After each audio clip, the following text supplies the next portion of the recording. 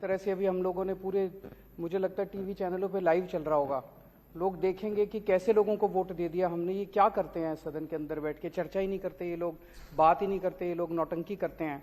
ये बड़े दुख की बात है कि इतने गंभीर विषय वाले दिन भी इन लोगों ने इस तरह की गंदी राजनीति और छोटी राजनीति करने की कोशिश की।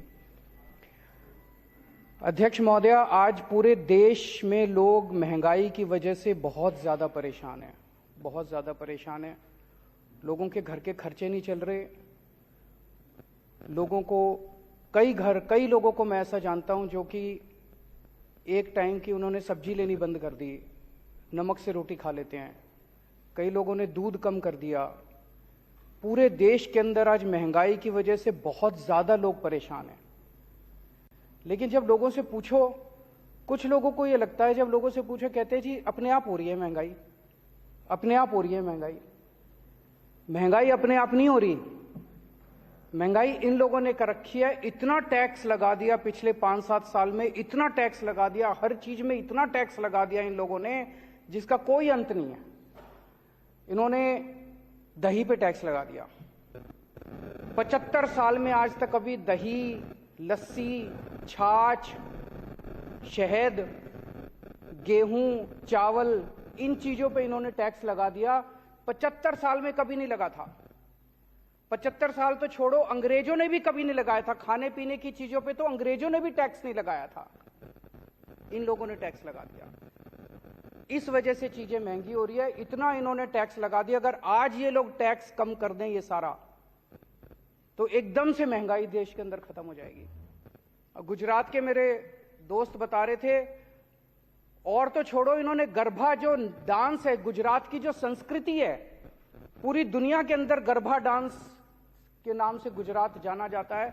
गरबा डांस के ऊपर इन्होंने टैक्स लगा दिया। नवरात्रे के टाइम पे लोग जब देवी की पूजा करते वक्त देवी के सामने गरबा डांस करते हैं, उस पर भी इन्होंने टैक्स लगा दिया। उसको भी नहीं छोड़ा, देवी को भी नहीं छोड़ा इन लोगों ने, गरबा डांस को भी नहीं छोड़ा इन्होंने।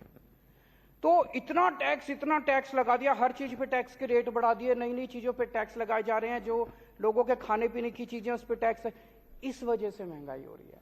जो जनता को गलत फहमी है कि हमारी महंगाई अपने आप हो रही है, अपने आप नहीं हो रही। इन लोगों ने अनाप शनाप टैक्स लगाया, इस वजह से महंगाई हो रही है।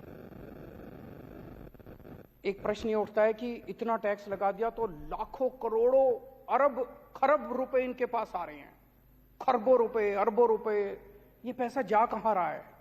ये सोचने की बात है। इनके कुछ चंद अरबपति दोस्त हैं। उन अरबपति दोस्तों ने, वो अरबपति नहीं खरबपति दोस्त हैं इनके, उन्होंने बैंकों से कर्जे लिए। किसी ने 7,000 करोड़ रुपए का कर्जा लिया, किसी ने 10,000 करोड़ का कर्जा लिया, किसी ने 15,000 करोड़ का कर्जा लिया, किसी ने 5,000 करोड़ का कर्जा लिया। इन्होंने कर्जे लिए बैंकों से, इनके दोस्तों ने। कर्जे लेने के बाद इनकी दोस्तों की नीयत खराब हो गई। उन्होंने सोचा कुछ भी कर करा के अब ये कर्जे रफा दफा कराओ ताकि देने ना पड़े। ऐसा नहीं कि इनके पास पैसे नहीं है देने को, कर्जा वापस करने के लिए इनके पास पैसे हैं, इनके पास संपत्ति है, अभी भी अरबपति खरबपति हैं ये सारे। लेकिन इनकी नीयत खराब हो गई। इन्होंने जाके इनको बोला, सारे अरबपति दोस्तों ने इनके, कि हमारे बैंकों के कर्जे माफ करा दो।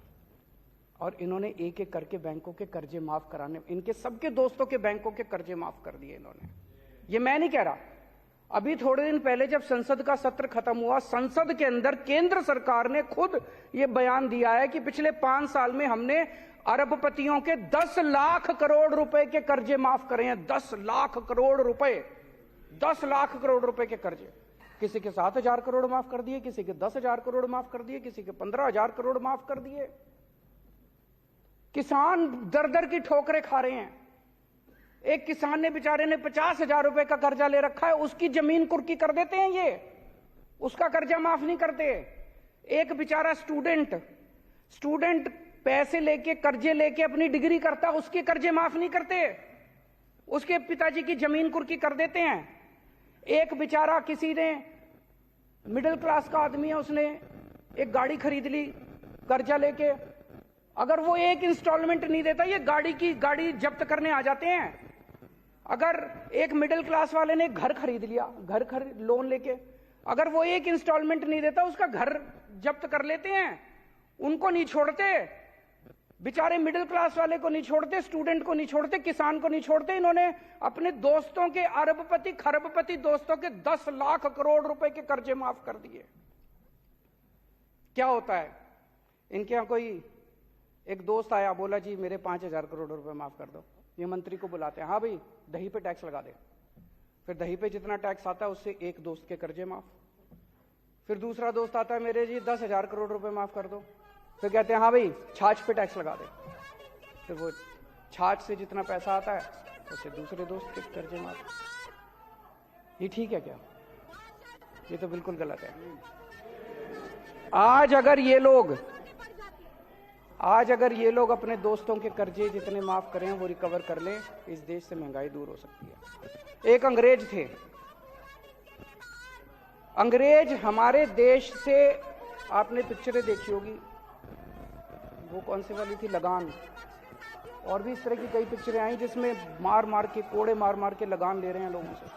वो लगान लेते थे, अत्याचार करते थे, और वो लगान लेके टैक्स लेके हमारे देश पे खर्च नहीं करते थे, वो सारा पैसा इंग्लैंड ले जाते थे। और अब उनके बाद ये अंग्रेज आए हैं, ये भी खूब खून चूस रहे हैं जनता का, खूब टैक्स ले रहे हैं, हर चीज पे टैक्स ले रहे हैं। वो टैक्स आपके ऊपर खर्च नहीं कर रहे, आपके स्कूल नहीं बना रहे, आपके बच्चों के लिए, आपके लिए अस्पताल नहीं बना रहे, आपके लिए बिजली नहीं कर रहे, आपके लिए सड़कें नहीं बना रहे। आपसे टैक्स ले लेके ये सारा पैसा अपने अरबपति दोस्तों के जेब में डाल रहे हैं। इसलिए महंगाई हो रही है कि मैं देश की जनता से पूछना चाहता हूं, क्या हम ये बर्दाश्त करते रहेंगे? पेट्रोल और डीजल क्यों महंगा हो रहा है? कभी सोचा हमने? रोज पूरी दुनिया में हम देखते हैं, पूरी दुनिया में तेल के दाम गिरते हैं और हमारे देश में दाम बढ़ते हैं। ऐसा कैसे हो सकता है? पूरी दुनिया में कितने ऐसे देश हैं जहां पे भारत से कहीं ज्यादा सस्ता पेट्रोल डीजल मिल रहा है, हमारे यहां महंगा क्यों मिल रहा है? पेट्रोल और डीजल पे अनाप शनाप टैक्स लगा रखा है इन लोगों ने, इतना टैक्स लगा रखा है। ये पैसा कहां जाता है? ये पैसा जाता है ऑपरेशन लोटस पे। ये क्या है ऑपरेशन लोटस? ऑपरेशन लोटस है, अलग अलग राज्यों के अंदर ये लोग एमएलएज को डरा के, एमएलएज को खरीद के, और उससे ये लोग सरकारें गिराते हैं और अपनी सरकार बनाते हैं। खूब पैसा देते हैं। दिल्ली के अंदर तो हम बर्दाश्त कर चुके हैं, दिल्ली के अंदर तो हम खुद भुक्तभोगी हैं। अभी पिछले दिनों इन्होंने हमारे एमएलएज को 20-20 करोड़ रुपए के अंदर हमारे एमएलएज को इन्होंने खरीदने की कोशिश की। कम से कम 12 एमएलएज ने आके मेरे को बताया कि 20-20 करोड़ रुपए कह रहे हैं, 20-20 करोड़ रुपए ले लो और आम आदमी छोड़ दो और बीजेपी में आ जाओ। और इनका टारगेट था 40 एमएलएज लेने का। 800 करोड़ रुपए इन्होंने रख रखे थे दिल्ली की सरकार गिराने के लिए। ये ऑपरेशन लोटस है। लेकिन दिल्ली के ये सारे एमएलएज ईमानदार हैं, इनको पैसे का लालच नहीं है, इसलिए कोई नहीं बिका। दिल्ली में इनका ऑपरेशन लोटस इनका फेल हो गया। लेकिन इन्होंने महाराष्ट्र की सरकार गिरा दी, इन्होंने मध्य प्रदेश की सरकार गिरा दी, इन्होंने कर्नाटक की सरकार गिरा दी, इन्होंने मेघालय की सरकार गिरा दी, इन्होंने गोवा की सरकार गिरा दी, मणिपुर की, अरुणाचल प्रदेश की, बिहार की, असम की सरकार गिरा दी, और वे कुछ दिन में झारखंड की सरकार गिराने वाले हैं। कैसे गिराई ये सरकारें? हमने सुना है कि कई जगहों पे तो इन्होंने 50-50 करोड़ रुपए दिए हैं एक एक एमएलए को, पर दिल्ली में ये 20-20 करोड़ दे रहे थे। 20 करोड़ ही मान लेते हैं, चलो एक एमएलए को इन्होंने 20-20 करोड़ में खरीदा, तो 277 एमएलए खरीदे हैं इन्होंने अभी तक पिछले 5-7 साल में। 277 एमएलए दूसरी पार्टियों के, 277 एमएलए 20-20 करोड़ रुपए के हिसाब से 5,540 करोड़ रुपए हो गए। और 800 करोड़ रुपए दिल्ली के, तो 6300 करोड़ रुपए, 6300 करोड़ रुपए इन्होंने ऑपरेशन लोटस पे सरकारें गिराने में, एमएलए खरीदने में खर्च किए हैं। इसलिए आपका पेट्रोल और डीजल महंगा हो रहा है। अगली बार जब आपका पेट्रोल और डीजल महंगा हो, समझ जाना किसी देश के अंदर किसी राज्य की सरकार गिरने वाली है। अगर कहीं किसी राज्य की सरकार गिरे तो समझ लेना कि पेट्रोल और डीजल का जो आपका दाम देके आते हो, भरवाने जाते हो लाइनों में खड़े होकर पैसे, वो सारा पैसा वो एमएलए खरीदने में गया।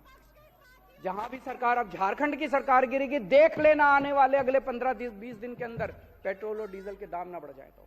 और वो दाम बढ़ेंगे किस लिए? झारखंड के एमएलए खरीदने के लिए, दिल्ली के एमएलए खरीदने के लिए। ये सीधा सीधा लिंक है जो आज लोगों को समझ में आने लगा है। आजादी के 75 साल में मुझे लगता है कि सबसे ज्यादा भ्रष्ट अगर कोई सरकार है तो मौजूदा सरकार है केंद्र के अंदर। इससे ज्यादा भ्रष्ट सरकार आज तक कभी नहीं आई। जिस तरह से ये लोग 10 लाख करोड़ रुपए इनके दोस्त खा गए, 6300 करोड़ रुपए से इन्होंने एमएलए खरीदे और लाल किले पे खड़े होकर कहते हैं मैं भ्रष्टाचार के खिलाफ लड़ रहा हूं। अरे बेवकूफ बना रहे हो इस देश के लोगों को। मैं भ्रष्टाचार के खिलाफ लड़ रहा हूं। अरे कौन मानेगा भ्रष्टाचार के खिलाफ? पूरे सरेआम बाजार के ऊपर, बाजार में तुम एमएलए खरीदते फिर रहे हो और कह रहे हो मैं भ्रष्टाचार के खिलाफ लड़ रहा हूं। गरीबों की जेब से हाय लगेगी तुमको। एक गरीब के बच्चे का दूध काट के तुम अपने एमएलए खरीदते हो। एक गरीब के बच्चे की रोटी काट के उसकी गेहूं के ऊपर, उसके आटे के ऊपर टैक्स लगा दिया, उससे तुम अपने अरबपति दोस्तों के खजाने भरते हो। हाय लगेगी तुम्हें गरीबों की। अगर आज ये Siddhant is with us live right now. Siddhant has been covering the protests outside the Delhi Assembly. Let's go over to him to understand more. Siddhant, on one side we're playing for our audiences these protests, on the other side we're playing for our audiences what the Chief Minister of Delhi, Arvind Kejriwal, has to say in the Delhi Assembly. He's lobbing some heavy allegations against the BJP. Tell us more.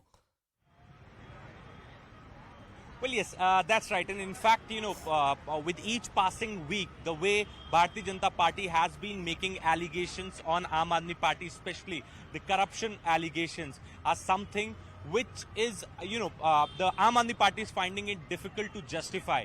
And this is perhaps the reason that BJP has to say that Aam Aadmi Party is rattled.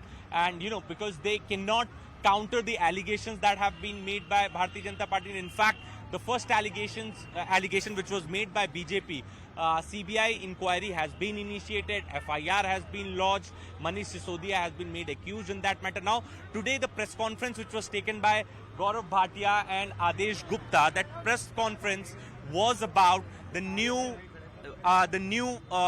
allegation that BJP has leveled. This one is regarding the corruption on the name of building schools in the national capital. So, going by what BJP has to say is that 500 crores were spent, but that amount is not getting reflected in the books, which means that where the expenditure was made is not getting reflected in the Exchequer's books. Back to you, Toya. All right, Siddhant, thank you so much for that context. My colleague Siddhant bringing us coverage of those protests. Right now,